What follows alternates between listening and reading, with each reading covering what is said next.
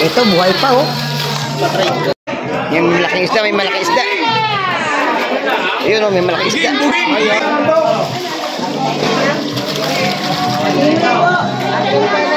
Good morning mga kabarski. Araw ng Martes ngayon, November 19, 2024. Nandito tayo sa tabing dagat at mag-aabang tayo ng mga isda na manggagaling sa laot. At dito sa likuran ko mga kabarski, yan yung fish port or fish terminal dito sa aming lugar. Dito sa Barangay Hulugan, Punutan sa Cavite. Ayun, pupunta tayo doon mamaya para alamin natin ang mga isda dumating at saka kung magkano ang presyuhan ng mga isda ngayon. Ay, stay tuned na kayo dyan mga kabarski. Aabangan natin ang mga bangka na paparting. Ayun, may dumating ngayong umaga. Ayun, dalawa. Ayun.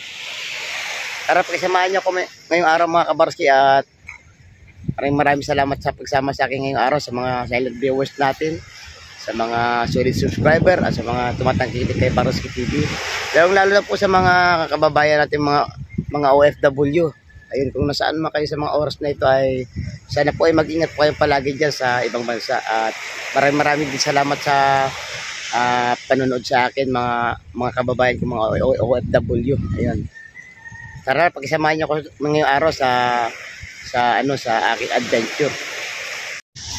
Ito mga kabarski, umaga may dumating isa, dalawa, tatlo, apat mga kabarski.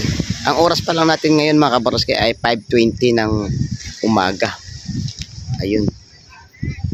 At pupunta ako dyan ngayon sa fish terminal na yan at sisilipin natin kung maisda na. Sa lingga pala, oh. Kakadating na to, no? Oh, sarap na yan sa sarili mo. Magkano kayang 1 kilo niyan? Ito may tangigi at saka salisalay. Ha? Oh, yeah. 360 pala mga kabarski ang kada kilo. Sa tangigi ay 350. Medyo mataas to mga kabarski. Presyuhan niya, mataas. Ito, oh. May bagong dating pa, oh. Ito mga kabarski, bumalik ako dito sa tabing aplaya, oh. Kasi may nagdadatingan pa ng mga bangka galing sa laot. Medyo mataas ang presyo pala pag magang maaga mga kabarski. Titingnan natin yung mga bagong huli ngayon kung bumaba nga ba o ganun pa rin ang presyuhan. Stay tuned kayo dyan mga kabarski at ating malalaman maya-maya lang. At ito na nga mga kabarski, may isdang kabayas.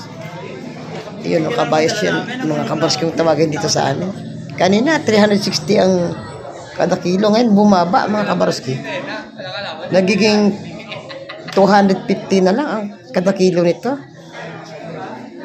Ganyan siguro mga kabarski kasi napansin nila kanina na akala nila kukunti lang isda na dati. Ngayon, dagsa. Ito na mga kabarski, oh. Sunod-sunod ang dating ng mga isda ngayon. Oh. Sari-sari pa mga kabarski. Ayan, titingnan natin kung anong klaseng isda ito ang kanilang huli mga kabarski. Dahil sa parami ang huli ngayon, malalaman natin ngayon kung magbabago pa ang presyo nito o manatili sa 250. Kaninang maga-maga kasi 360, may 350, hindi pare-parehas. Kaya ito, hinihimay nilang maigi, oh. Kung talaga namang sarong-sariwa pa ba o malambot na, pero ito talaga quality ito. Sarong-sariwa talaga. Titingnan natin mga kabarski kung magbabago ang presyo nito. Sa palagay ko manatili ito sa presyo ang 250 kasi medyo maliwanag na. Ayan, yun yung makikita, oh. Ayan, oh. Itataktakin niya sa tray mga kabarski. Ayan na, oh. Ganda. Oh. Magkano kaya ito pare ang mga presyuhan ngayon? Magbabago ba? Ha? Oh. Oh? 250 pa rin. 250. Mananatili na sa 250 ito mga kabarski. Kaninang maga medyo mahal eh. Nagulat ako. Yan, oh. 250 na lamang ito. Pero hindi pa halos mabili-bili kasi maraming isda. Tapos ang mga mamimili konti lang. Oh, kaya ang bilihan dyan mga kabarski, tingnan mo. Oh. Yan, oh. Utay-utay, meron kumukuha ng 4 na kilo, may 5 kilo, may 10. Hindi biglaan kasi nga, medyo may kamahalan ng presyo mga kabarski. Oh. Pero kaninang madaling araw, grabe talaga, ginto ang presyohan. Ayan, no?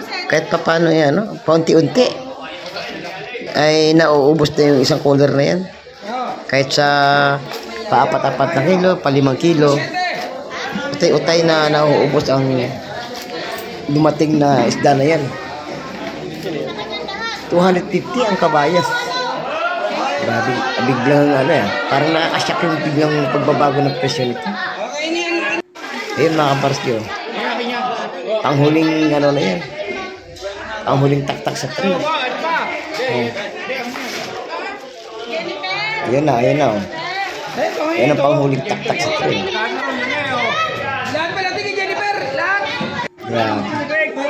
Maya mga kabarski, baka bumaba pa yan ang presyohan dyan. Kaya malalaman natin mamaya kung dadami nga ba ang dadating. Ito, naispatan natin tong ano, tong isdang ano naman ito, lawlaw. Ayan, oh. Talagang hindi magkaunggaga ang mga tao dyan.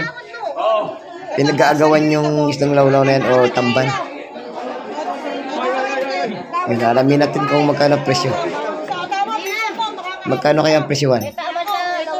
Yun. Oh. 1-2 ang ano, ang presyohan ng isdang tamban. Isang ano na yan mga kabarsi, isang timba. Ito pa, oh, ayan. Nagkakagulo ang mga tao. Makabili lang ng isda na kanila rin ibebenta dyan sa mismo terminal na yan. Kaya pag nabili na nila sa maramihan yan, sa bulungan, magbabago na rin ang presyo, may patong na. Yung si ate, ito yung nakadilaw mga kabarski. Talagang bumibili ng isda yan at saka yung kasama niyang isa yung lalaki, si Idol Jun. Yun. Ito may puset, oh, 350 kilo. Oh. Bagong huli din yan. Ganito ang sistema dito mga kabarski, oh. Yung fish terminal namin or fish port, katabi lang din mismo ng tabing dagat. Ayan, makikita niyo yung tabing dagat. Kaya pagbaba ng bangka, diretso sa palengke para ibenta ang kanilang mga huli. Katulad nito mga kabarski, oh. May dumating na ano, ayun, limasag. Grabe, boy na boy mga kabarski. Oh. Gagapang pa, oh. Oh. Kita-kita niyo naman mga kabarski, oh. Sariwa-sariwa at buhay na buhay. 280 pala ang presyohan ng kada kilo nito mga kabarski. Sulit na rin yan kasi ibang lugar ay medyo mahal yan. Ito, oh, samut-sarang isda, 150 binibenta.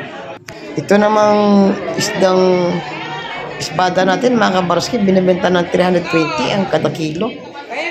Oh, good size na rin naman mga kabarski at hindi na kayo lugi dyan. Ito, fresh na fresh, bagong dating talaga itong isda na to. Huli ng ating tropa dito sa aming lugar. Ito, isang puno sa cooler mga kabarski. Medyo tinanghali na tong isda ng tropa ko kasi ano, galing sila sa malayo. Sa malayo sila nag-area. Puno-puno, isang cooler. Ayos. Nako, kung napaaga-aga mga kabarski, talagang jackpot tong tropa ko. Kasi 360 kaninang umaga, ngayon 250 na lang kada kilo ng isdang kabayas. Kaya no choice yung tropa ko, kaya medyo nahirapan siya ngayon dito. Medyo may katagalan pa ang pag-aantay ng tropa ko mga kabarski bago may bumili ng isda niya kasi talagang pilit niyang itaas ang presyo, kaso mo wala, hanggang 250 na lang talaga ang mga buyer dito. Yung malaking isda, may malaking isda. Ayun, oh, may malaking isda. Sundan natin to mga kabarski, oh. Napakalaking isda. Ang tawag din ay ano, malasigi. Malasigi ang tawag dito sa aming lugar. Ewan ko lang din sa inyong lugar mga kabarski kung ano ito. Yan ay ano pala, 260 ang isang kilo ng malasugi natin mga kabarski. Ayun, may inilatag na ano na balo or tambilawan. Oh. Yan, balo or tambilawan ang tawag diyan. Yan ay mabibili natin ng ano, 320 ang kada kilo. Grabe.